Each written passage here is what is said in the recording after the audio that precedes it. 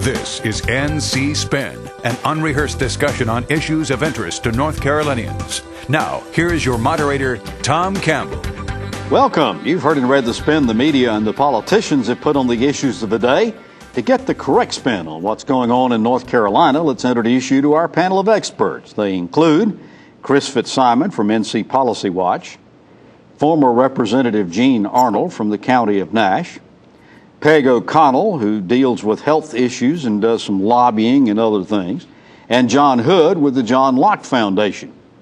We should have an interesting show this week as we ask our panel to give us their views on the new public-private partnership being formed to create new jobs, whether we are required to offer pre-kindergarten educations to students, and a new report calling for fewer undergraduate course offerings at our public universities.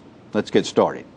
Commerce Secretary Sharon Decker is acknowledged by many as one of Governor McCrory's best selections with one of the most crucial jobs in our state.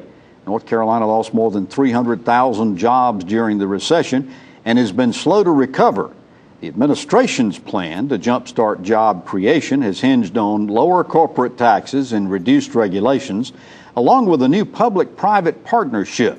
Now, while that plan hasn't been fully explained, the NC Partnership for Prosperity is taking shape, and we're told it's modeled after similar plans in other states. Advocates claim this new economic development agency will make us more competitive, more flexible, and more focused in recruiting new jobs. But critics worry about possible conflicts of interest, excessive pay for recruiters, less transparency and accountability that might lead to waste of taxpayer dollars. Gene, Sharon Decker is a highly energetic salesperson with a strong background in corporate experience.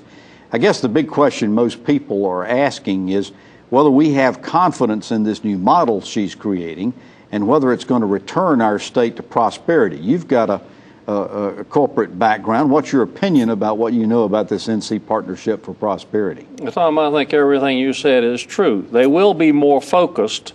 They will pay recruiters too much money. But anybody can recruit jobs from the I-85 corridor from Mecklenburg to Wake County. What I think is missing in the explanation of what this program is a more evenly distribution of 300,000 jobs across the state, particularly in the east and in the west.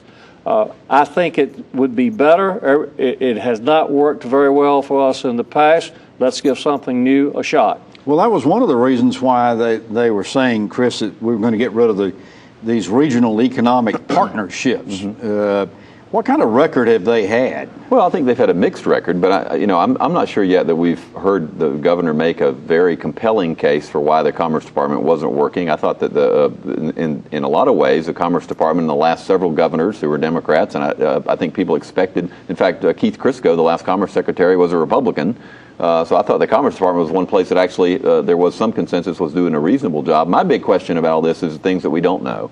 We don't know what's going to be open record, what kind of open records we're going to be. We don't know what kind of salaries are going to be paid. We don't know who these people are going to be on the board, what the conflicts of interest are. At one point, the guy who's in charge of the board that's playing a role now, the Economic Development Board, is John Lasseter, who's a very well-known, very, I think, a good guy from Charlotte, a friend of Pat McCrory's, but he's also the head of the foundation that's raising money from corporations for a political committee that's associated with Governor McCrory and raising them anonymously. So we're already starting out this process, I think, with some questions. Conflicts of interest. Well, I mean, I think there's some real questions that need to be answered before we go all the way down this road. John, one of the things that they talk about is that this is going to make us more flexible and more competitive and be able to move faster to strike deals. Do you have an understanding why that is going to be the case? Well, it could be. In other states that have these contractual relationships, that is sometimes true. And remember that North Carolina has long paid private entities to do economic development. Cities do it, counties do it. There are economic development corporations.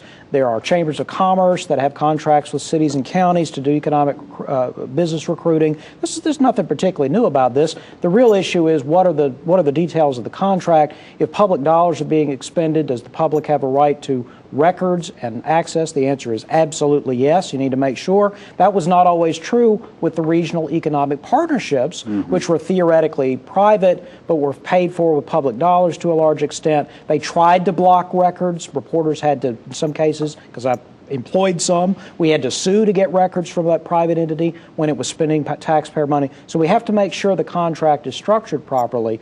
And if we do that, then we might get some benefit from it. We shouldn't oversell the value of any model for business recruiting. It's important to have a business recruitment model. That's a marketing function. North Carolina's challenges are not so much in our marketing, it's in our product. That's our problem. Peg, one of the things about this is there were details specified in legislation before the General Assembly, but they were essentially gutted and removed from final legislation, and there was just an authorization sentence. Is this new partnership going to have to go back before the legislature to get final approval, or are they authorized just to go forward with it? Well, the language says that they can do this, and part of the reason that all that stuff came out is everybody was in such a big hurry. It got all bogged down, and then boom, it had to move quickly. So, I don't know. It'll just be a question of how fast and furious the administration wants to run on this. And Jean, the other thing I wanted to, you mentioned the rural areas. Nothing said in here about small businesses, and small businesses create 7 out of every 10 new jobs in this state. Any concept at all how this new partnership is going to help small businesses? No, but you can only hope that these people will cooperate with the local organizations, that all of those that you mentioned, chambers of commerce, et cetera, because that's where small businesses come from. Finally, Chris, so far as it goes, economic incentives obviously are a part of all the discussions on economic development. One of the big issues right now is whether or not the state should be renewing the incentives we're giving the film industry. What's your take on that? Well, I would say no. I just think it's interesting to just picking out individual industries, individual companies in the long run is never a good idea. I'm worried that that's going to continue, not just with the film tax credit. I don't know whether that's going to continue or not. But this whole new structure is basically saying up front we're going to continue to give business incentives to selective companies. That was a mistake in previous years. It'll be a mistake if we do it again.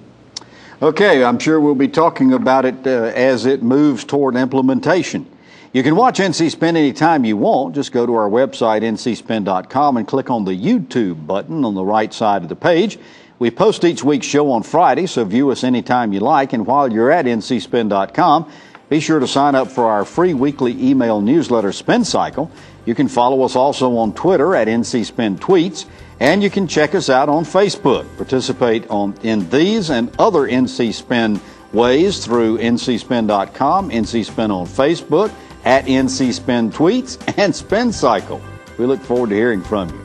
When we come back, we're going to talk about pre-kindergarten. NC Spin will return after these messages. People always ask us, don't you get tired of driving to the coast every day? We have never said yes. We enjoy bringing the fresh fish to those that don't have time to drive to the coast. The relationships that we have with fishermen in eastern North Carolina are more than business to us. It's more like family. They depend on us and we depend on them. We are proud to work with North Carolina fishermen to bring fresh fish from our dock to your table.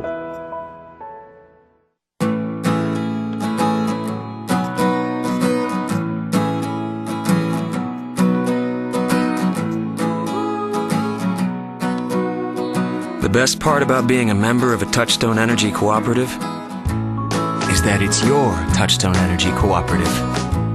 Learn more about the power of your co-op membership at togetherwesave.com. North Carolina's Touchstone Energy Cooperatives, looking out for you. We now return to NC Spin. The Leandro lawsuit made it clear that every child in our state is entitled to the opportunity for a sound basic education, and subsequent court verdicts from Judge Howdy Manning and confirmations from appellate courts have made it clear that if North Carolina is going to offer a pre-kindergarten early childhood education program, we've got to ensure that at-risk children have equal opportunity to attend. But the question many are asking is whether or not Leandro requires we even have a pre-K program. Peg, the case before the Supreme Court right now seems to be asking that asking for that clarification.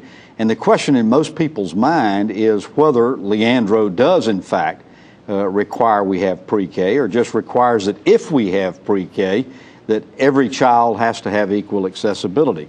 What's your verdict on this? Well, Tom, lawyers way smarter than me have been dealing with these issues for about 20 years, but I'll give it my best shot. It's my reading of the case that's before the Supreme Court right now is less about a substantive discussion of pre-K and what it does than about a couple of technical legal procedural issues. The first being, if the state is going to offer pre-K as its way of guaranteeing the sound basic education, did Judge Manning have the authority to tell the legislature that they could not impose any restrictions on it? And secondly, when he said that, did he have the authority to make his ruling statewide? And so those are the issues that they're talking about at the Supreme Court right now. And recall that Judge Manning stepped in, was called in by plaintiffs in 2011 when the General Assembly was trying to restrict the funding that went to pre-K. So my verdict on this is the Court of Appeals says that Judge Manning has the authority, and I hope that the Supreme Court will concur based on their previous rulings on this issue. But John, let me go back to the beginning of what Peg was saying, because I think she's very much on point with this. When we got the Leandro decision, essentially it said that children in North Carolina were not getting a sound basic education. The state came forward, and about the only thing they really offered to comply with that verdict was pre-kindergarten, more at 4. First of all, are there other options that they could have and perhaps should have offered? And secondly, were they right in using more at 4 or pre-kindergarten? Well, that's absolutely the critical point. There is not a single decision that anybody has ever issued that the North Carolina Constitution requires the provision of pre-kindergarten. That's absolutely true. Now, it allows the provision of pre-kindergarten. Pre-kindergarten might be a good idea. It's not required by the Constitution, and claims to the contrary are incorrect. What happened was, as you said, the decision was made, the decision was ruled in the second Leandro case from the Supreme Court, that not only is everyone entitled to the opportunity for a sound basic education, but the state has an affirmative duty to take steps when there are children who bring certain disadvantages to the table that prevent them from being able to take advantage of that opportunity. The state then said, well, we'll do pre-K. That was a remedy that was offered by the state at the trial court level. Of course, there are other potential remedies. Some of them I would like, some of them I wouldn't like, but there's a whole laundry list. Anything you can imagine that has any empirical evidence that suggests that it would boost educational All right, achievement. Gene, All you have to do, though, is you have to go in front of Judge Manning or whoever is managing the case and present that remedy. Yeah. And then he has to say yes. Gene, let's play devil's advocate here to a certain extent. Let's say the Supreme Court comes back and says that essentially the state is not required to have a pre-K program. Is there enough justification for it to be continued? Absolutely. And the General Assembly, regardless of how the Supreme Court rules, I think has an obligation to offer pre-K to every child. Every study that has ever been done has proven that early intervention with these kids makes them smarter, they learn more, and they learn quicker. And not to do so, there would be foolish on their part. Well, now, you're overstating the case a little bit, Gene. There's a lot of evidence in favor of it, and a lot of evidence suggesting the benefits don't last beyond second grade. So the research is mixed, but for the most disadvantaged kids, that's where the gain is. The problem is attempting to argue that because severely disadvantaged kids benefit, every child should be in pre-K. That's a mistake. But also, I think it's important to know the reason that the benefits go away is the risk factors in a child's home don't go away when they're in the second or the third grade. You have to help them all along the way. I want to expand my hypothetical for just a second. Let's say the Supreme Court does come back and say, okay, this was the solution you offered. You got to have pre-K. This is what you said you were going to do.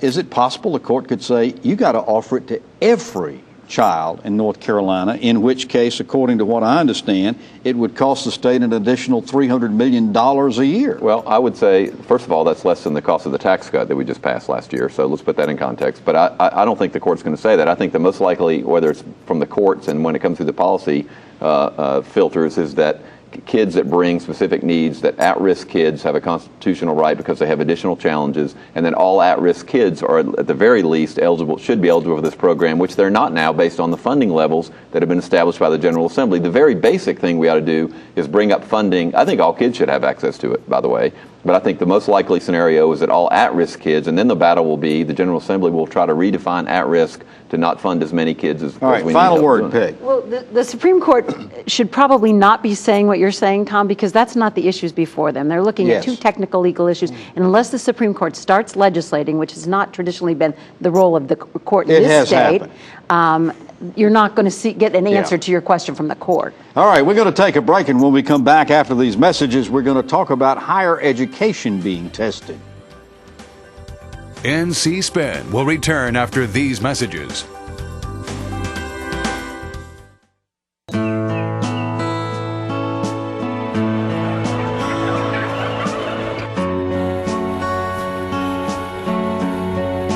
It's true. Farming is different than it was 50 years ago. We know consumers have questions about how our food is grown today.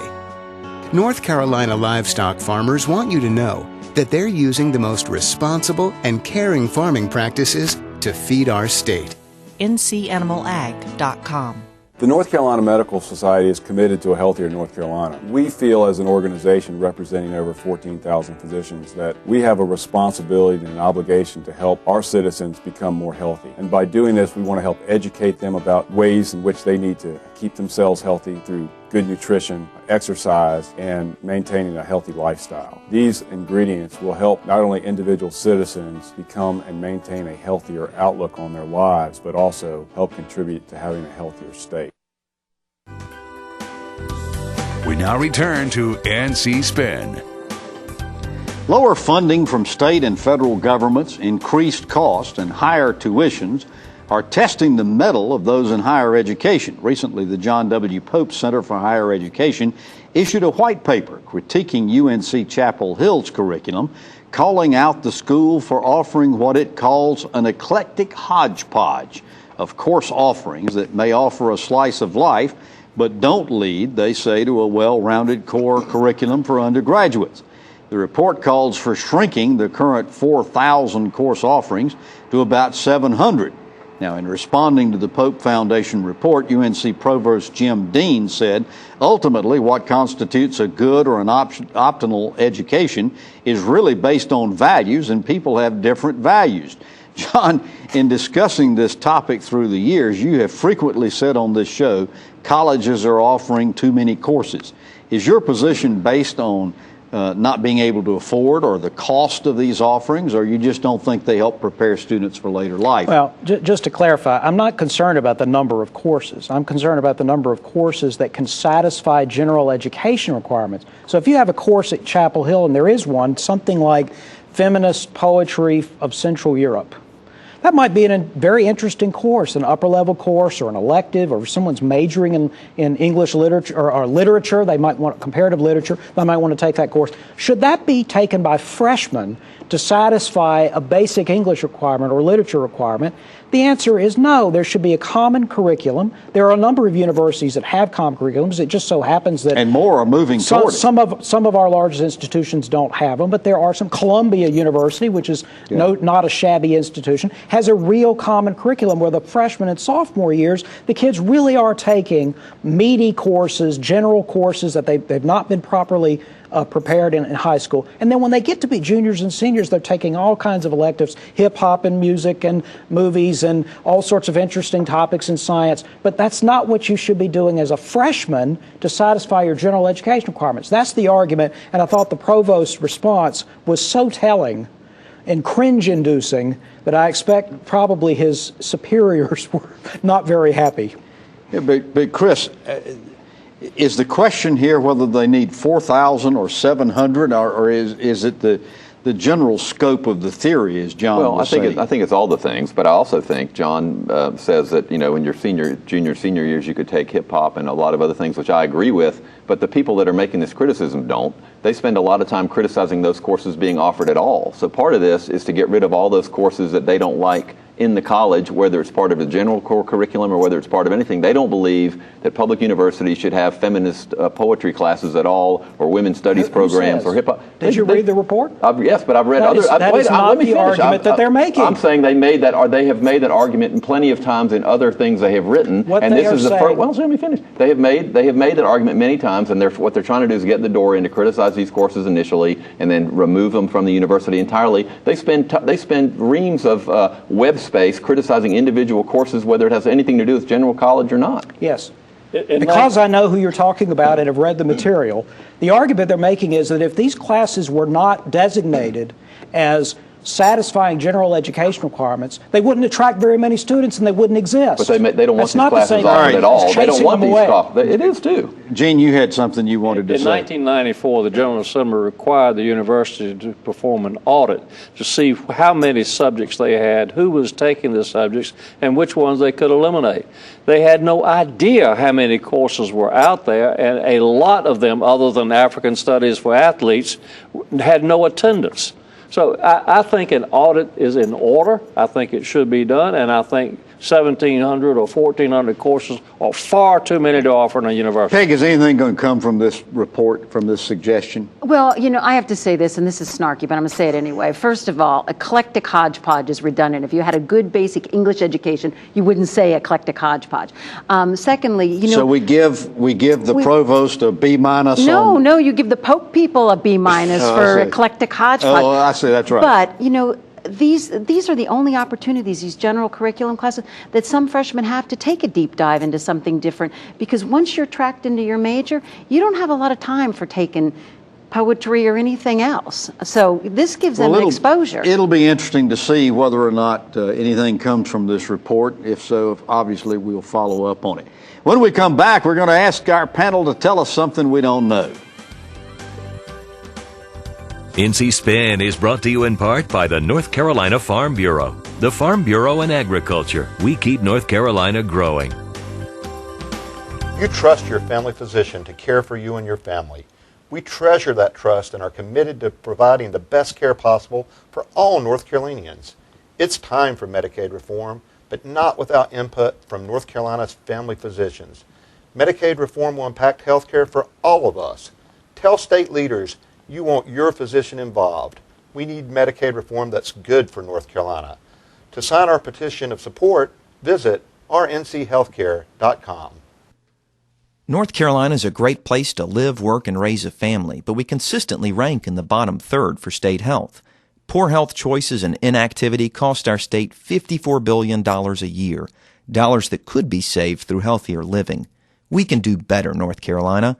That's why NC Spin is working with health and community organizations to launch a Healthier NC, an education campaign and challenge to live healthier lives. Join us at ahealthierNC.com. We now return to NC Spin. One of my favorite parts of our show is when we ask our panelists to tell us something we don't know, because they get to choose a topic and sound off on it for a few seconds. So, John, tell us something we don't know. Tom, this coming week, the long-delayed test scores for North Carolina's public schools will finally be released, showing a more accurate picture of our students and how they're doing. Not very well. Most students in most grades did not pass their exams, and there's been attempts to prepare the public for that, but I predict that they will not succeed, and the public's still going to be very angry about it. Hey, tell us something we don't know. Well, this coming January will be the 50th anniversary of the first release of the Surgeon General's reports of the impact of smoking on health. 50 years ago, the Surgeon General stepped up and said smoking is bad for you, and the whole world has changed because of it. Gene Arnold, tell us something we don't know. I have learned from one of the economists at NC State that we are headed for a teacher shortage of major proportions. This past year's enrollment in the schools of education were down 25% and more across the university system. So big teacher shortages Big teacher shortage on the way. All right, Chris, tell us something we don't know. The McCrory administration is preparing a pay raise for teachers and state employees, roughly 2%, and the question is where the money is going to come from. Initially, they were trying to find it out of Health and Human Services. Now there's some sentiment in the administration to cut the university budget enough to pay for it. So in the short session next year, whereas typically in a short session not much happens, we can expect some discussion about a pay raise. Yep. But he's got to get it through the General Assembly, and that means the Senate. There will be a pay raise. It's not a question. How much and where the money comes They're just going to pay for it in controversial. There can be debate about how to pay for it, but not whether to do it. We got something to look forward to next week. Well, you've heard our spin on the issues of the day. To stay informed all during the week, give your feedback, read our weekly column, visit our website, ncspin.com, or catch NC Spin on Facebook, and we hope you'll join us next week when we'll take on more issues of interest to the people of North Carolina. Until then, stay informed and watch out for the spin. Join us next week and get the spin on issues facing our state.